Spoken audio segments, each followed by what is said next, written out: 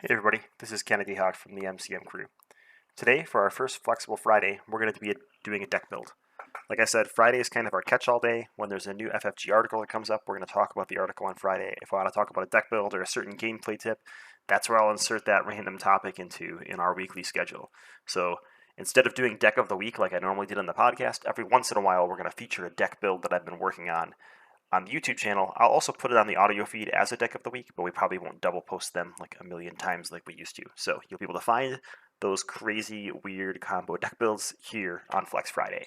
So without further ado, let's get into this Spider-Man deck build that I've been tinkering with for the last week or so. So this build is all about Black Cat. Black Cat is one of the standout signature allies in Marvel Champions because she doesn't take consequential damage for her attack. A lot of people like to focus decks around her and build really, really cool decks all about Felicia. I wanted to build a deck that abused her force response instead of her attack. Now, I tried to do this before, but I quickly realized that her force response reads, after you play Black Cat, discard the top 2 cards of your deck. Add each card with the printed mental resource discarded this way to your hand. That doesn't trigger from Make the Call, and that doesn't trigger from Rapid Response. So even though those are mental resources, they didn't necessarily make this fully functional Black Cat spam deck. But then we got some really great cards in the Guardian cycle, or a really great card, that just might make it possible. So our goal here is to just push through our deck as fast as possible. So we're going to do that with a lot of deck acceleration. We're going to look at pumping through as many cards in our turn as we can, and Black Cat is going to be something that enables that, because every time we can, we're going to spam her from hand and hopefully draw 2 cards from the mental resources that she discards. And if she discards cards that aren't mental resources, we're looking for our web kicks, and those are mental anyway. So she's still getting us closer and closer and closer to those swinging web kicks, which is the reason I really like and appreciate this type of deck. So here's the list. I'll run through the list really quick, and then we'll talk about some of the card choices. We'll talk about some of the highlights in the deck and some of the key features, mainly that deck acceleration, some of the ways you can do that. But let's begin. So we've got 9 upgrades. We don't have any inspired. This isn't a Black Cat sits on the board kind of deck. Again, this is a Black Cat is going to get played a lot, so she's going to have to go back to your hand and doesn't need to be inspired. So we've got our spider tracers, our web shooters, our web depths, and 3 copies of rapid response. Now those are not for Black Cat, but they can be in a emergency be used to bring her back so that she can block 2 turns in a row. You got 3 defense, so if you're not bouncing Black Cat from regroup, which we're going to talk about in a second, you can probably just take the face hit with Spider-Man and defend. All right, for supports, we've got Aunt May, we've got Avengers Mansion, which is a mental, Triskelion, which is an energy, unfortunately, and 3 copies of Regroup. We'll talk about Regroup again on the next slide, but Regroup is a 1-cost support from Drax's pack. Interrupt: when an ally is defeated by an enemy attack, return it to its owner's hand instead of discarding it. Forced interrupt: at the end of the round, discard this card.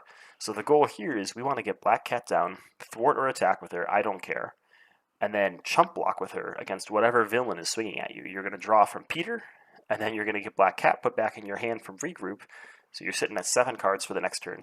And hopefully when you play Black Cat, you'll go through 2 more cards to see 9 cards in the turn. It ends up being pretty crazy. So to add to that, we're going to add a lot of other card draw to our deck. So let's go through the allies next. We've got 1 copy of Ant-Man, 1 copy of Goliath, 1 copy of Squirrel Girl, 1 copy of U.S. Agent, 1 copy of Basic War Machine. Those are there because they're allies and they have mental resources. You could pick just about any ally that has a mental resource. I tried to pick the best 5 that I could find. That doesn't mean that those are the best ones that exist. You could definitely, every time new mental allies come out, reevaluate the ally selection there. But there's a couple you're going to want to keep forever. We've got Ironheart, Maria Hill, and Nick Fury. All provide mental resources. All at least cycle for 1 card or 3 cards in Nick Fury's case. So these are great deck accelerators. You can imagine on your turn, if you play Black Cat, draw 2 more mentals, play Nick Fury, draw 3 more cards, play Maria Hill, draw another card. You've now spent 4, 2, and 2, 8 resources, but you've also drawn 6 cards to offset those 8 resources, so you're in this realm of like actual realistic possibility. I've had turns where I spammed 3 card draw allies, because the goal of our deck is really to make Black Cat basically into a card draw ally, because we've just pumped so many mental resources into our deck. So again, those card draw allies are vital, and if we ever get more card draw allies, we should probably include them. In fact, that's one thing you might consider is putting someone like White Tiger, who doesn't provide a mental resource, but provides card draw in here, because it's going to help you accelerate. Because our goal isn't just to abuse Black Cat, but it's to abuse her for a purpose. Our purpose is to find our swinging web kicks and then just spam them into the villain's face. Use our allies to chump, just like a good old leadership player does, and see how things go. So that's our ally kit. Along with Black Cat, we end up having 9 allies. 8 of them have mental resources. So Black Cat is going to be very good for starting a chain where you chain into more and more allies. We've got 13 events. We've got our backflips, our enhanced spidey senses, our 3 swinging web kicks. We've got 3 copies of Make the Call. Again, Make the Call is not going to proc Black Cat. It is going to proc Maria Hill and Nick Fury. It's also not going to proc Ironheart. But using it just with those 2 is often enough to help you set up this bursty run through your deck. So it's mainly in there for that. It's also in there in case somehow Black Cat dies when you don't have regroup out. You need to get her back on the board so that you can start this chain over and over again. The really nice thing with Black Cat is if you don't have regroup out, you just don't block with her and you deal 1 damage to the villain. You don't take any consequential. You let Spidey take the hit. You wait until you draw a regroup. Because those turns when you start with 7 cards in hand and Black Cat are going to be your like super bursty, find 2 to 3 allies or find 2 allies and a web kick sort of turns.